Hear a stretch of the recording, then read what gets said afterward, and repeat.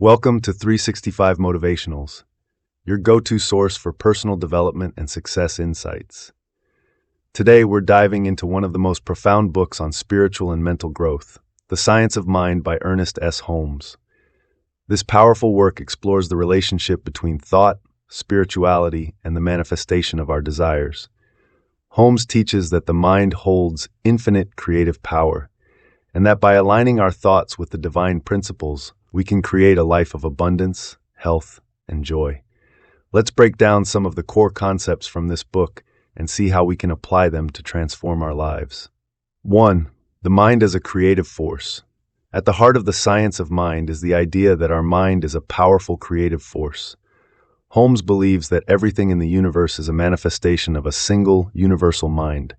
This mind, which he refers to as God, Spirit, or the Infinite, is the source of all creation. Because we are expressions of this universal mind, our thoughts have the power to shape our reality. Holmes explains that the conditions of our lives, whether good or bad, are the result of our thoughts. By changing our thinking patterns, we can change the circumstances of our lives. He emphasizes that what we think about, we bring about. Therefore, if we want to improve our health, finances, or relationships, we must first shift our mindset to align with what we want to create. 2. The law of attraction and the power of belief. In many ways, Holmes' teachings in The Science of Mind echo the principles of the law of attraction. He explains that the universe operates through an impersonal law, which responds to the nature of our thoughts. If we think positively and focus on abundance, we attract positive outcomes. Conversely, if we dwell on fear, lack, or negativity, we attract unwanted experiences. Holmes also stresses the importance of belief. Our beliefs, whether conscious or subconscious, shape our experience. He encourages readers to examine their deepest beliefs and to replace limiting thoughts with empowering ones. By cultivating a deep belief in the possibility of our goals, we activate the universal law to bring them into manifestation. 3. The power of prayer and affirmations. A significant part of the science of mind focuses on the power of prayer and affirmations. However, Holmes redefines prayer in a non-traditional sense. He teaches that prayer is not about asking a distant God for favors, but about affirming the truth of what we want to experience. When we pray, we are aligning our minds with the divine principles of abundance, love, and health.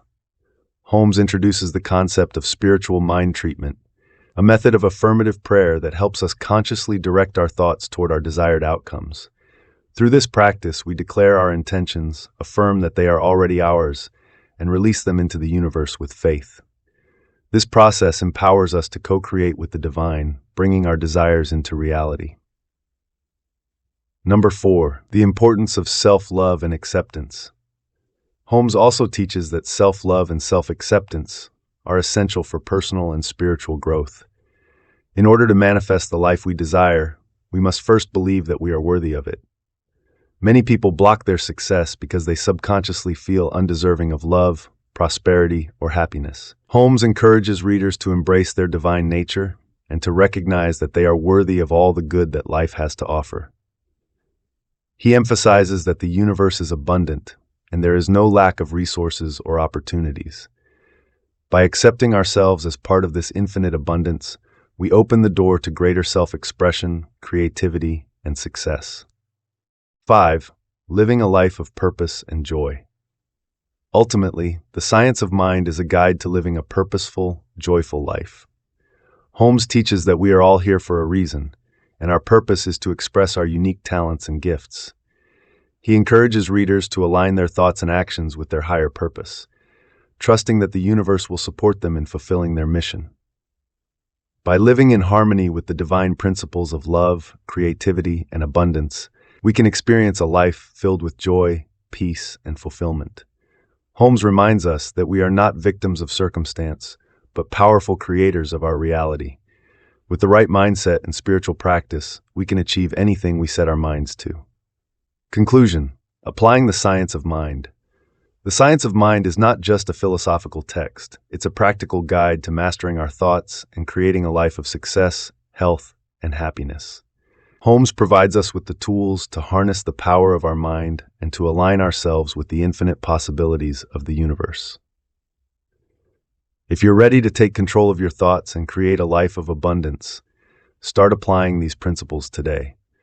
Remember, the power to change your life is already within you. If you found this summary helpful, make sure to like this video so others can discover it. Share your thoughts in the comments below. How has your mindset shaped your reality?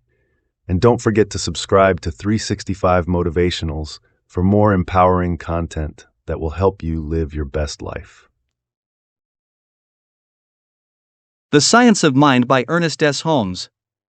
These lessons are dedicated to that truth which frees man from himself and sets him on the pathway of a new experience, which enables him to see through the mist to the eternal and changeless reality. Peace be unto thee, stranger. Peace be unto thee, stranger, enter and be not afraid. I have left the gate open and thou art welcome to my home. There is room in my house for all. I have swept the hearth and lighted the fire. The room is warm and cheerful and you will find comfort and rest within. The table is laid and the fruits of life are spread before thee. The wine is here also, it sparkles in the light. I have set a chair for you where the sunbeams dance through the shade. Sit and rest and refresh your soul. Eat of the fruit and drink the wine. All is yours, and you are welcome. Foreword. In presenting these lessons on mental science, I do not claim to have discovered any new truth. The truth has been known in every age by a few, but the great mass of people has never even dreamed that we live in a mental and spiritual world. Today, however, there is a great inquiry into the deeper meaning of life because the race has reached a state of unfoldment where a broader scope is possible. These lessons are an attempt to put into the spoken word and into print some of those great truths known to the enlightened of all ages.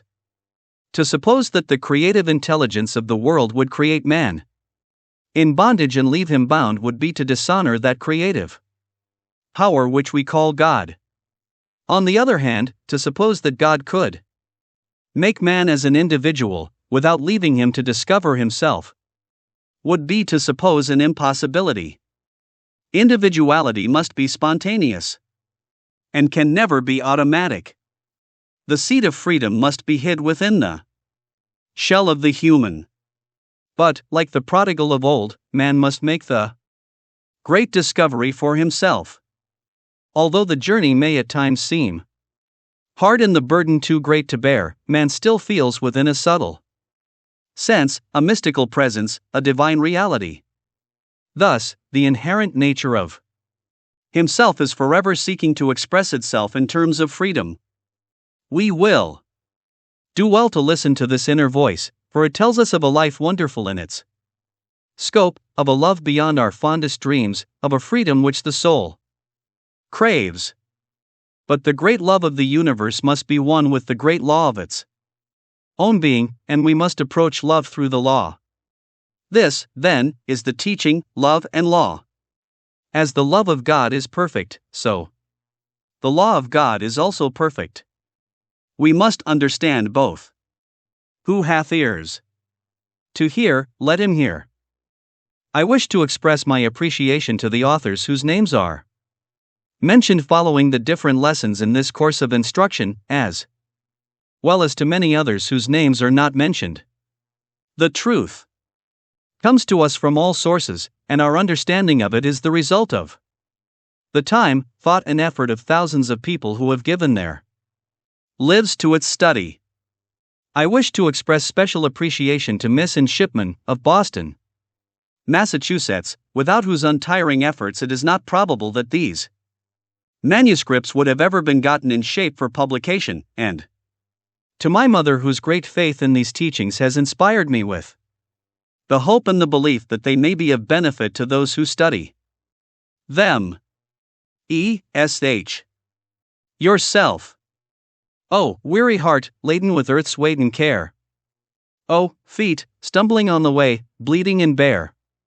Oh, arms outstretched, and hands upheld in prayer. Oh, back, which so oft has felt the lash and rod. Oh, soul, which cries aloud for the living God. Oh, life, struggling to free itself from the clod. Know this, there is no power from without yourself must answer every fear and meet all doubt with some divine, indwelling power, which you yourself, upon yourself, shall shower. And giving, take, and taking, give unto that life which you, yourself, shall live. Part 1: The Evolution of Man's Thought. Instinctive man. If we traced man's history back into the dim past, we should come to a place where he did not consciously know himself. We should come to a place where instinctive man alone existed, for the self-conscious man had not yet evolved. Nothing can be more apparent than that man, as he now appears, is the result of growth and unfoldment. But in order to unfold, he had to have something from which to unfold, and since he is intelligent, he must have unfolded from an intelligent cause. Instinctive man, then, means that inner something, or life, which we do not see but which is, of course, there. We might say that instinctive life is God in man, or the idea of God working through man. But if instinctive man is an idea of God, why is he not perfect? The answer is that he is perfect, but that as soon as individuality is evolved, he must be left alone to discover himself. Even God could not make a mechanical individuality.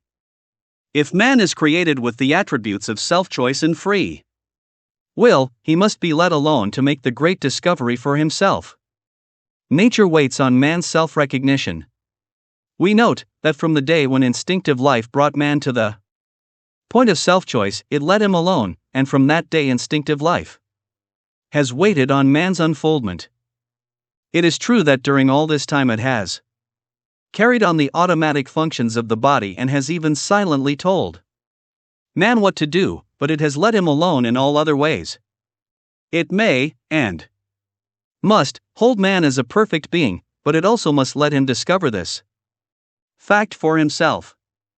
During all of this time, however, instinctive life, or God, must be silently waiting for the great discovery to be made and must always be ready to respond to man's advancement. We note this to be true along the line of man's progress. For instance, consider the discovery of any of nature's forces. We know that they must have always existed, but, so far as man is concerned, they exist to him only after he has discovered and learned how to make use of them. Electricity was a reality in the universe when Moses led the children of Israel from the land of Egypt, but neither Moses nor any of his followers knew anything about it, and so they did not receive any benefits from its use.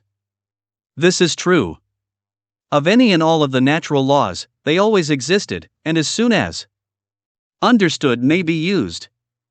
In this way, instinctive life waits upon man's discovery of the natural laws and his discovery of himself and his relationship to the great whole. If this is so evidently true of all the forces in the natural world, we must expect to find the same thing to be true of those inner and finer forces within man. The unfoldment of these inner and finer forces through man is what we call his evolution. The first great discovery. The first great discovery that man made was that he could think. This was the day when he rose from the ground and said, "I am." This marked the first great day of personal attainment, and from that day, man became an individual and had to make all further progress himself. Any compulsory evolution stopped when man became an individual, and from that day he had to work in conscious union with nature and her forces, but he did not have to work alone, for instinctive life has always been with him and will never depart from him.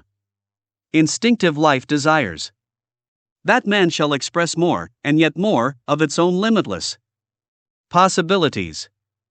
Man is evolving from an infinite basis. Behind him is the great unknown. But not the great unknowable, for the unknown becomes known through man, and whatever more instinctive life is to do for him must be done through him. Nature must work through man in order to work for him. This is true all along the line of life and endeavor. The first great discovery of man was that he could think, plan, and Execute. As the result of this discovery, he has built up a great civilization. And all that goes with it. He has harnessed electricity to his inventions, tied steam and compelled it to do his bidding.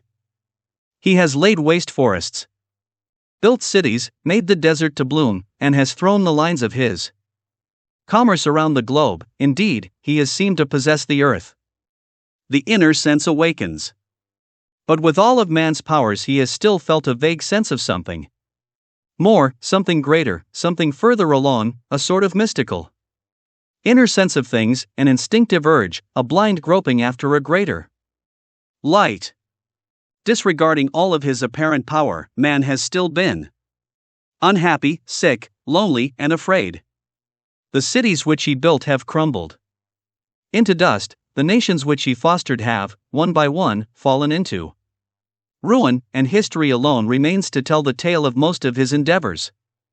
In spite of man's apparent power, he has suffered greatly, and death has crowned his life and work with a pall of darkness and uncertainty. The great question why? The great question why has forever been upon his lips. Few indeed have been able to answer this question, and these few have been passed by, unheeded, in the struggle for existence. Man has struggled along the weary road with a heavy heart and bleeding feet, only to be met by the grave. The lack of a sense of completion has beset his every pathway, and in his blind groping he has held up his hands in speechless anguish, and his broken cries have rent the air with supplications to an apparently unheeding deity. Why the suffering, the sorrow, the sin, the sickness, and a lifetime of trouble, only to be met at last by the grim and sinister tomb? Why? Man has sought the wise only to discover their foolishness, he has sought the learned only to find a lack of wisdom. Why? His cry has appeared to go forth into an empty nothingness. But hark!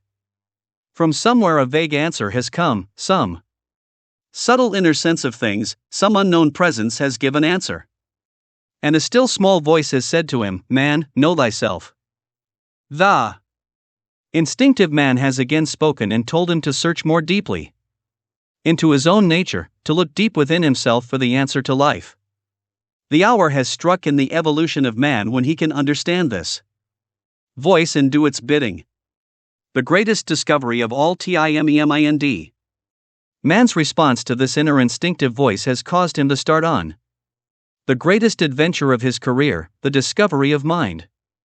Man's first discovery of his ability to think was set aside as being too evident to take any notice of. He could think, but what of it? Of course, it was a proof that he was, but that was all. He had always been able to think. This simply gave him the ability to know his needs and try to supply them. This he had always done. The ability to think seemed to be an automatic thing, it came with him, and would doubtless die when he died. The brain seemed to be the organ of thought, and, of course, when death stilled the brain, it would no longer operate. This was self-evident. The brain does not think. But the day came when some wise man said that it is not the brain that thinks at all, for if the brain, of itself, could think, then one could cut it out and it would keep right on thinking. No, the brain of itself could not think, and yet, without a brain man could not think, which simply means that man needs a brain while here, but that the brain, of itself, does not think. The brain does not think and yet man thinks, so behind the brain there must be a thinker. But where is this thinker? We do not see him. Have we a right to say that there is a thinker when no one has ever seen him? Yes, for can we name a single force of nature that we can see? Have we ever seen electricity or any of the other forces of nature? No, and the only evidence we have of their existence is that we see what they do. We have light and motive power, so we have a right to suppose that there is a force which we call electricity. This is true all along the line, for we see effects and not causes. We do not see the thinker. But to return to the thinker, we do not see him, but the proof of his reality is in the evidence of his works. We know that the legs do not walk. For, if severed from the body, they could not carry anyone very far.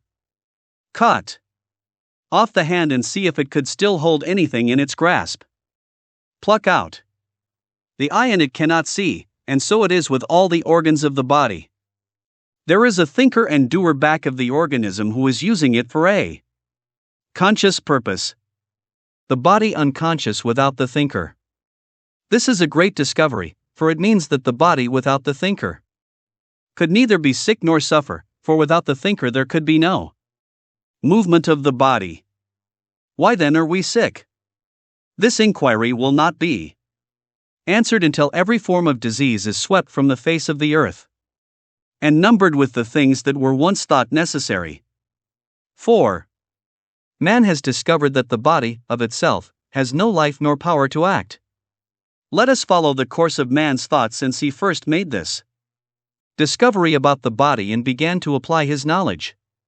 He first realized that instinctive man built up the body through evolution, and, after having created and evolved a perfect body, left it in man's keeping, to do with as he willed. At first, man was ignorant of this, thinking that the body was self-operating, but as soon as he discovered that such was not the case, he began to formulate certain new theories about himself. He discovered that while he could consciously think and decide, something happened to his thoughts after he had thought them. They went somewhere, for soon they would come back as remembrance. Man had now discovered that he could consciously think and that his thought would come back to him again. This led to the conclusion that memory is an active thing, an inner mental action. He said, memory is the storehouse of all my conscious thoughts and it is active. My body is not conscious of life, but my thought is conscious of my body is operated upon by my thought, and it must also be operated upon by my memory, since memory is active. But, since memory is only the result of conscious thought, memory, of itself, is an unconscious operation of what was once a conscious thought. The conscious and the unconscious thought. Since man always has had the habit of naming things, he named his memory his unconscious thought, and his conscious thought he called his objective mind. He now came to the conclusion that he had two minds, one conscious and one unconscious, or subconscious. The conscious mind being the one that he used all of the time in his self-conscious state, and the subconscious mind being the storehouse of all his conscious thoughts, as well as the seat of his memory. It follows that as conscious thought acts, unconscious thought must also operate. This conclusion led to the discovery that the subconscious mind is the builder of the body, not that it really made the body in the first place, for instinctive man did that, but that the subconscious mind keeps the body going and is always acting on the thoughts of the conscious mind. After carefully watching this process, man discovered that he could consciously think and, by so doing, make such an impression on his unconscious thought that it would do what he directed. From these observations he deduced the law of suggestion to be one of action and reaction. Thus he found how habits are formed, that they are conscious ideas fallen into the inner thought and carried out to logical conclusions. A new basis of thought. Therefore, he began to reason, instinctive man within me is perfect and yet I appear to be imperfect. My apparent imperfection must be the result of an imperfect thinking. In reality I am, and always have been, perfect. I will now begin to think differently about myself and see what happens. And as he began to think from the new basis, he found that the body responded and was healed. So he came to this conclusion: God made me perfect, but he also made me an individual, which means that I can do with myself as I will. I cannot really destroy my body, but I can make it most uncomfortable. Since God made me and made me perfect, Each one of the organs of my body represents a perfect idea. Realizing this to be true, he began to think from this basis, and the organs of the body responded. He found that thoughts of peace produced a peaceful condition, while thoughts of fear produced a disturbed condition. That confidence made him strong while fear made him weak. In fact, he was able to trace each mental attitude to its physical correspondent. He discovered that, asleep or awake, the inner mind works all the time. He also found that by analyzing his thought he could discover what ailed him. This he called psychoanalysis, the law of mind. Then another idea came to him. The whole thing was in accordance with law. He had discovered a law of mind, just as he, at another time, discovered a law of electricity. If it were law, then he could always use it, and it would always respond.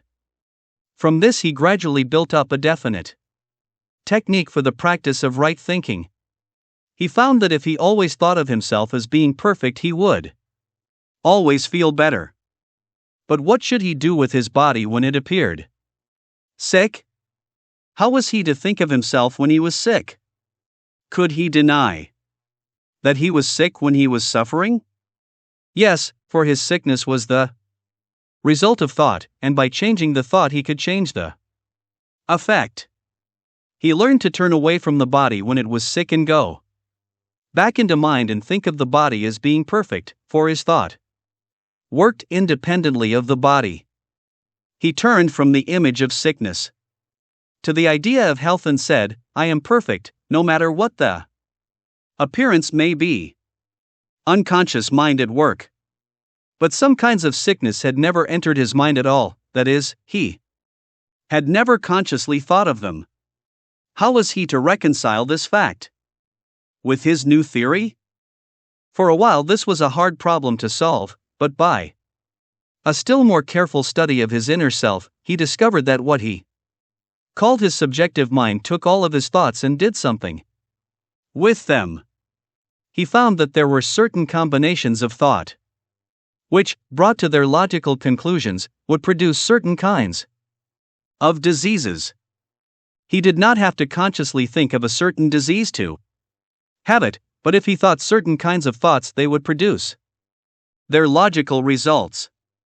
For instance, if he were excited all the time, it would produce nervousness. If he became angry, it would secrete poison in his system, and so on through the whole category of the human ailments. Somewhere in mind they had their reason for being. Perhaps he could not always tell exactly where, but, by knowing that his body was perfect, he could still heal himself. He knew that as time went on and his knowledge grew, he would find out more and more about himself and so be better able to heal himself.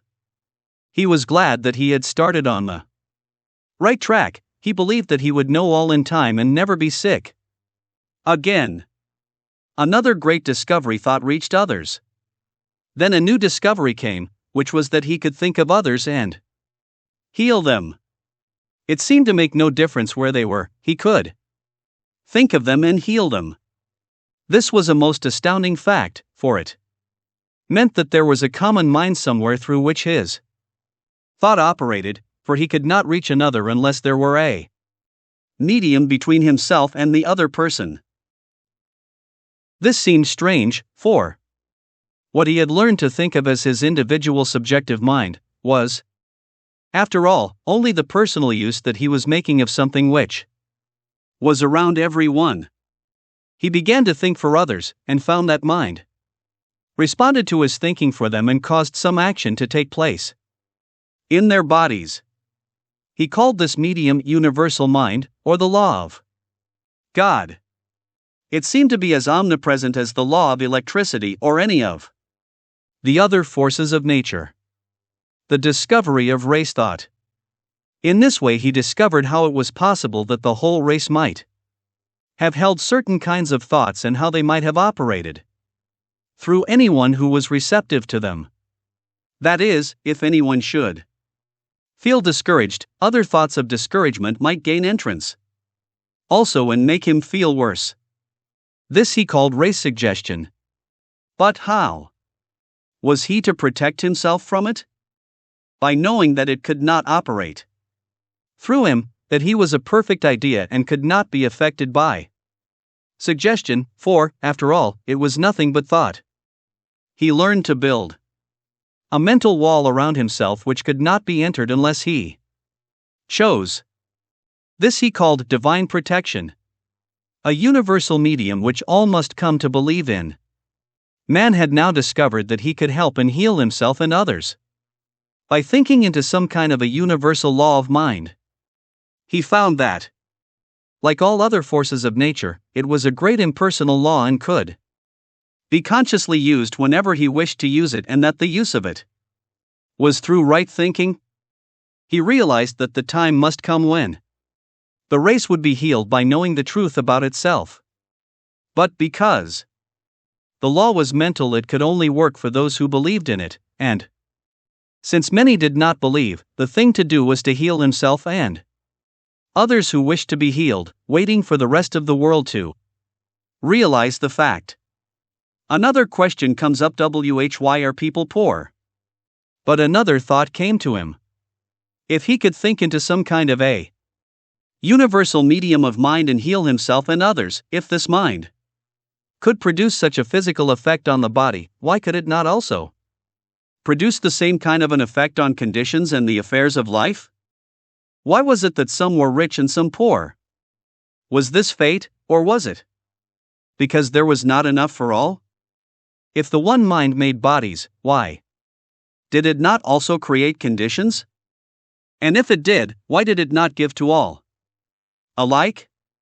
Why were some people happy and prosperous and others unhappy, weak, and poor? Could the answer to this also be in mind?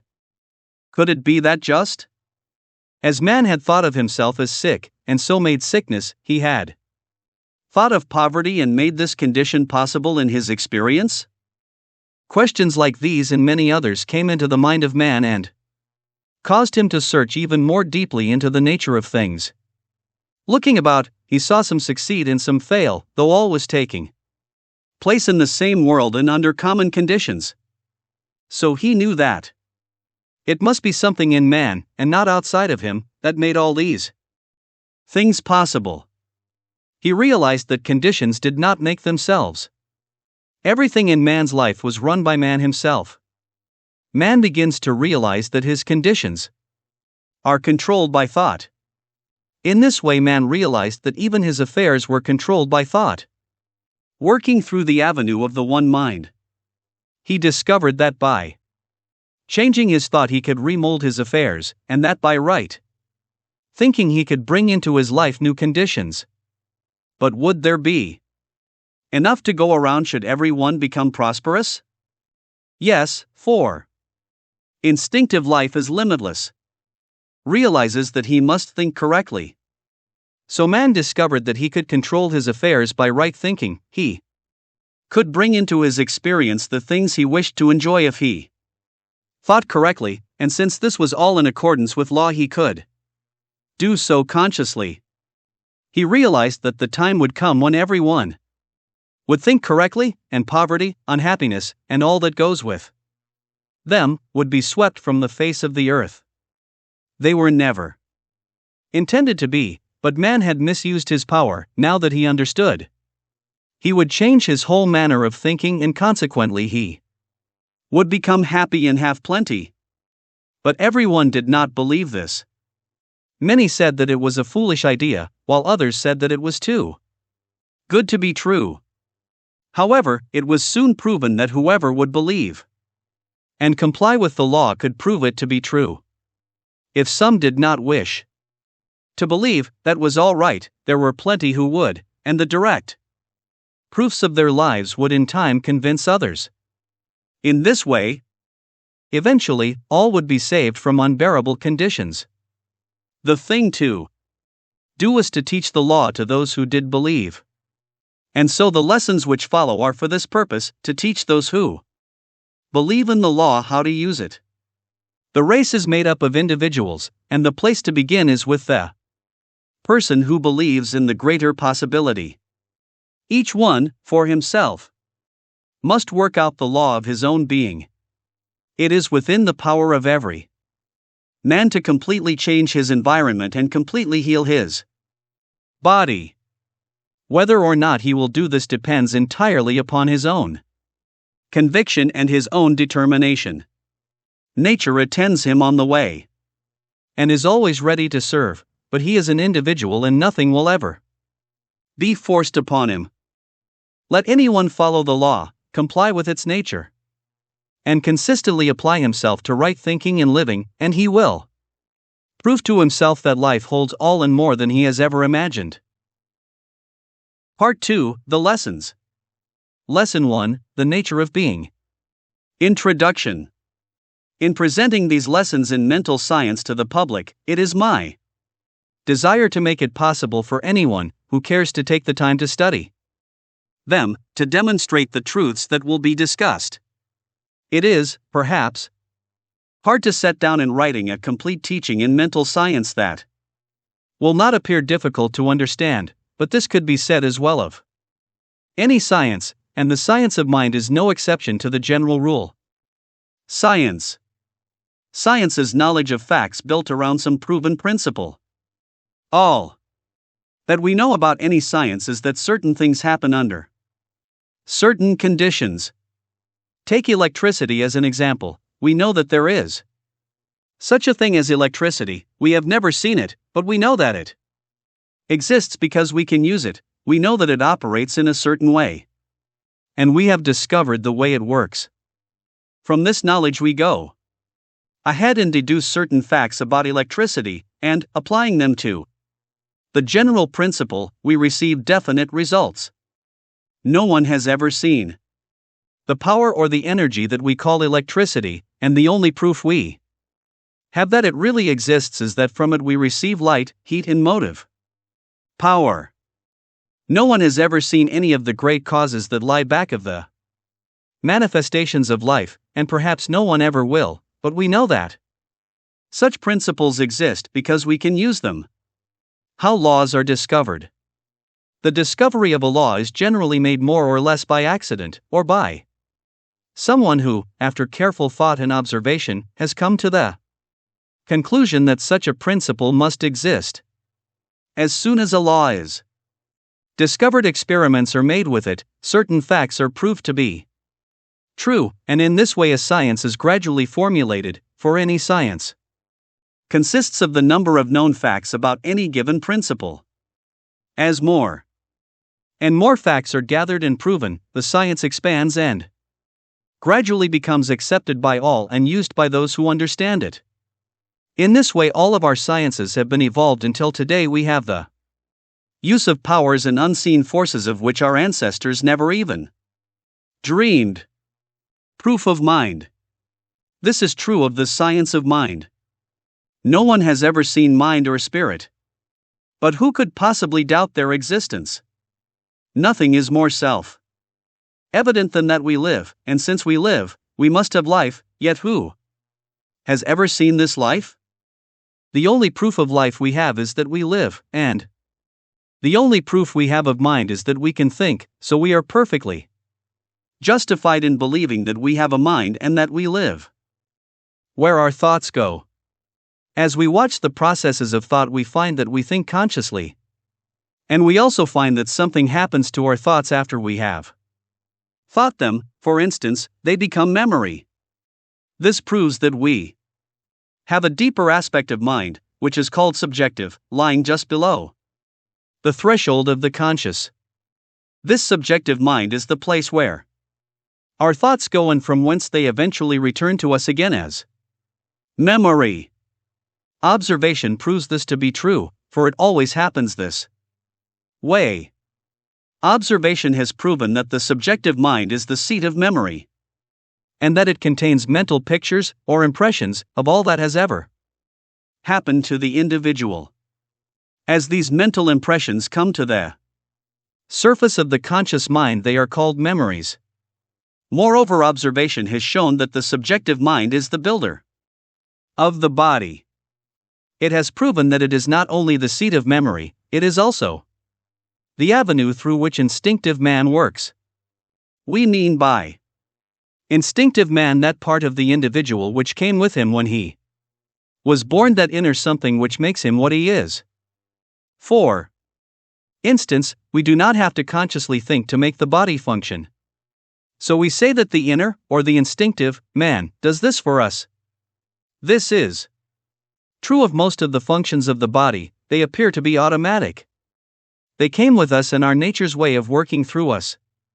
So we say that in the unconscious or the subconscious or the subjective, there is a silent process forever working away and always doing its duty, carrying on all of the unconscious activities of the body without effort on our part. Suggestion becomes memory. It has been observed that suggestions, planted in the subconscious, become memories, and eventually tend to externalize in the body. From this, it has been deduced that the subconscious mind is the builder of the body and is the creative factor in man.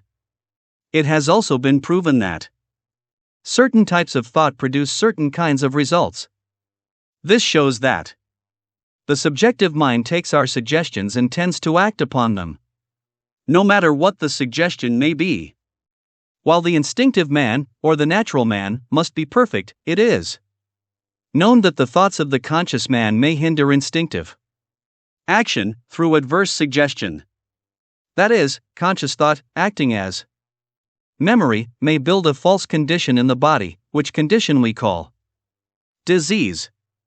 Conscious thought may also erase this memory and thereby heal the disease. Through observations such as these, a science of the subjective mind has gradually been formulated, many facts have been put together, and, today, these facts constitute what we call the science of the subjective life. In its relationship to mental healing, mental medium through all, it has also been proven that thought operates in such a manner as to make it possible to convey mental impressions from one person to another, showing that there is a mental medium between all people. When we think of it, how could we talk with each other unless there were some kind of a medium through which we talked? We could not, and so we know that there really is such a medium. While there is a place where our bodies begin and leave off as form, there does not appear to be a place where our thought leaves off. Indeed, the observations made and the facts gathered show that the medium between men's minds is omnipresent, that is, it seems to be everywhere present. Radio also shows this, for messages are sent out through some kind of a universal medium, and all that we can say of it is that we know the medium is there. So it is with mind, all that we can say is that everything happens just as though it were there. We have a perfect right, then, to say that such a medium exists. This opens up a far-reaching theory, for it leads to the conclusion that we are surrounded by a universal mind which is the medium of the communication of our thoughts. Perhaps this is the mind of God. Who knows that it is there, we cannot doubt. Reading thought. Other observations have shown even more wonderful possibilities. It is known that certain people can read our thoughts even when we are not aware of the fact, showing that thought operates through a medium which is universal or always present. This also shows that the medium is subjective, for it retains our thoughts and transmits them to others. This leads to the conclusion that what we call our subjective mind is really the use that we, as individuals, make of something which is universal. Perhaps, just as radio messages are operative through a universal medium, our thoughts are operative through the medium of a universal mind. Indeed, this has been believed for thousands of years by some of the deepest thinkers. Mental law. As we think of the medium of radio transmission in terms of law, so we should think of the mental medium in terms of law, for it must be the law of mental action. While we might think of it as the mind of God, we surely could not think of it as the Spirit of God, for the mental medium is automatic, while the spirit must be self-knowing. We could not call the universal medium of mind God, any more than we could call electricity God. It is but one of the many attributes of God or the universe of life. It is the avenue through which God operates as law. The Word of God is law. Since man has a self-conscious mind, a subconscious mind, and a body, we know that he is threefold in his nature. First, he is conscious mind or spirit, next, he is subconscious mind or mental law, and then, he is body. The conscious mind controls the subconscious, and in its turn, the subconscious controls the body. It is evident that man comes from God, life, or nature, whichever we choose to call it. It is also evident that we can get from life only that which is in it. Man must partake of the divine nature if he comes from it, or is made out of it, for what is true of the whole must also be true of any of its parts. Something cannot come from nothing, something must come from something, for nothing comes from nothing and nothing is the result, but man is something, else he could not declare himself, and since he is something, he must be made from, or come out of, something. And that something must be what we call God. Threefold nature of God. If we study the true nature of man, then we shall have delved into the real nature of God, or first cause, from which man springs, and as we have found that man is threefold in his nature, so we must also deduce that God is threefold in his nature, that is, God is spirit, or self. Knowingness, God is law in action, and God is result or body. This is the inner meaning of the teaching of the Trinity. But let us elaborate. God, as self-knowing spirit, means the divine being whom we have always thought of and believed in, the being to whom we have prayed, and whom we have adored. God, as law, means the way in which the Spirit works, and law in this sense would be the servant of the Spirit. God, as body, means the manifestation of the Spirit. We might put it in another form and say, there is the thing, the way that it works, and the result of its work. Still another form would be to say, cause, medium, and effect. Trinity of being. A trinity of being appears to run through all nature and all life. For instance, there is electricity, the way it works, and its result, which is light, or motive power. There is the seed, the creative medium of the soil and the plant. Turn it as we may, we are confronted with the necessity of a trinity of being. There must always be the thing, what it does, and the way that it operates. Always a trinity runs through life and through everything in it. But through the trinity of God in man there runs a self-conscious spirit, and this is what distinguishes man from the brute, or from a purely mechanical creation, and is the only thing that could make God a self-knowing power. Conscious mind in God and man. In God and in man there is a power that, while it may not transcend law, yet consciously uses it for definite purposes. In God this knowledge must be complete, but in man it is, of course, but dimly perceived. Jesus, the wisest man who ever lived, said that God and man are one in real nature, and no doubt this understanding was what gave him his marvelous power. Unity. It is well to remember that the enlightened in every age have taught that back of all things there is one unseen cause. In studying the teachings of the great thinkers we find that a common thread runs through all, the thread of unity. There is no record of any deep thinker, of any age, who taught duality. One of the great teachings of Moses was, "Hear, O Israel, the Lord our God is one Lord," and the saying, "I am that I am," was old when Moses was yet unborn, for it had been inscribed over the temple entrances for generations. We may go back much farther than Moses and find the same teaching, for it crops out from the literatures and sayings of the wise of all ages. Jesus taught this when he said, "I and the Father are one," and in the saying, "the Father that dwelleth in me This teaching of unity is the chief cornerstone of the sacred scriptures of the East as well as of our own sacred writings. It is today the mainspring of the teachings of the modern philosophies such as Christian Science, Divine Science, the Unity Teachings, the New Thought Movement, the Occult Teachings, the Esoteric or Inner Teachings, and even of much that is taught under the name of psychology.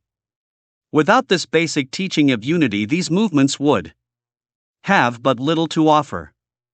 Science has found nothing to contradict this teaching, and it never will, for the teaching is self-evident. Worship of God. That there is a God or first cause no one can doubt. That the being whom we call God really exists from eternity to eternity is self-evident. In every age people have worshipped some kind of deity. It is true that as the evolution of man has progressed, the idea of God has expanded, and the more that people have realized of life, and of nature and her laws, the clearer has been the concept of deity, for this is the logical result of an unfolding mentality. Many gods. The first stages of human thought brought out the idea that there were many gods, the natural outcome of a life which experienced many kinds of misfortune and difficulties. As there were many gods, so there were many devils or evil powers, but as the understanding of man grew, he began to realize that there could not be so many powers, since the cause back of everything must be a unity, else it could not exist.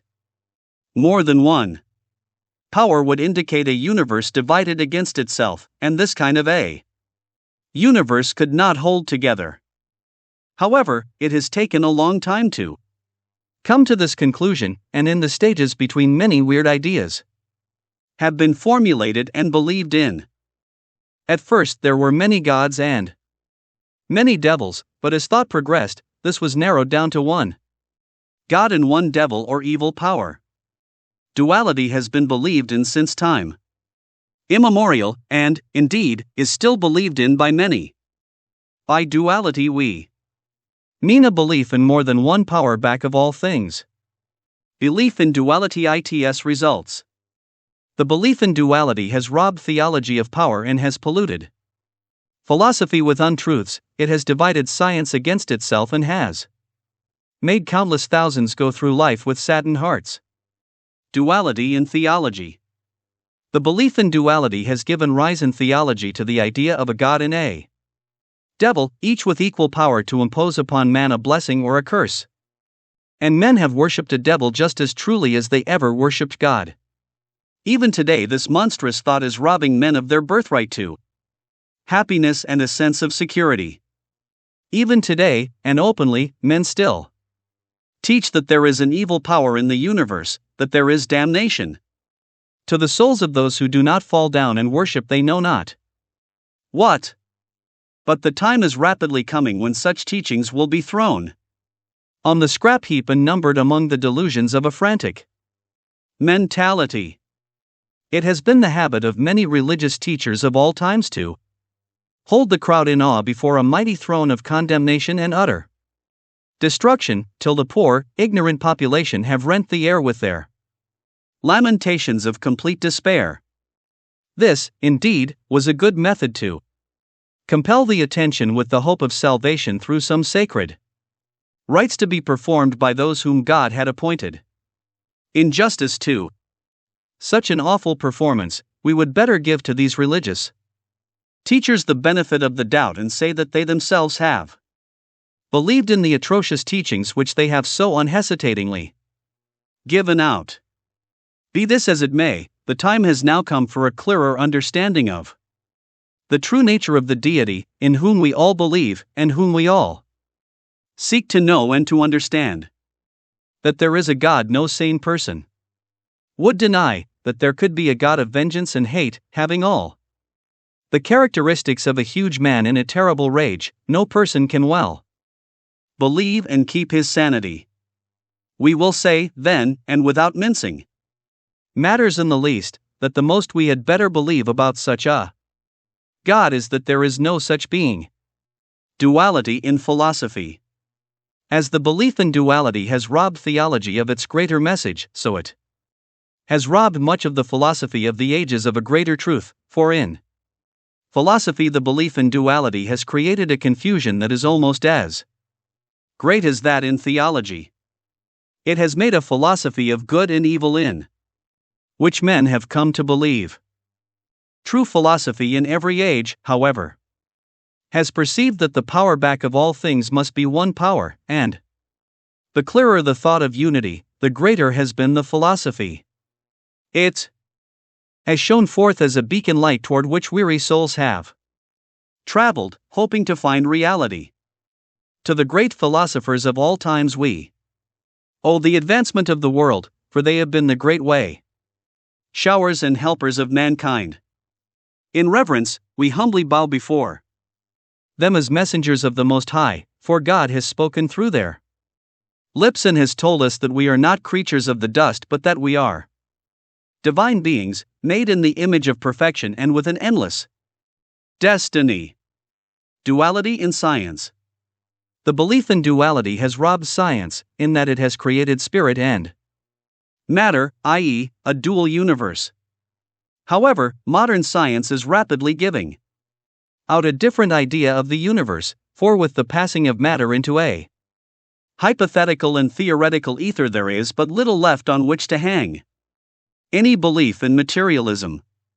We now are told that all matter is in a constant state of flow, that it all comes from one source, and that it will eventually return to that source. An awakening. The world is waking up to the fact that things are not at all what they appear to be, that matter and form are but the one substance appearing and disappearing, and that form is simply used to express something which is formless, but self-conscious life. What this life is, science does not attempt to explain. This has been left to theology, and whether or not it has been delegated to those competent to handle the problem, time alone will tell. Philosophy leads man's thought. Philosophy has always transcended science and always will, for philosophy deals with causes while science deals with effects. A scientist observes the result of nature's work while a philosopher speculates as to its cause. Many things which philosophy has taught for thousands of years are today being demonstrated by science. The two should really go hand in hand, for one deals with causes and the other with effects. True philosophy and true science will someday meet on a common basis, and, working together, will give to the world a theology of reality. Then, indeed, will God go forth anew into creation. A deep inquiry.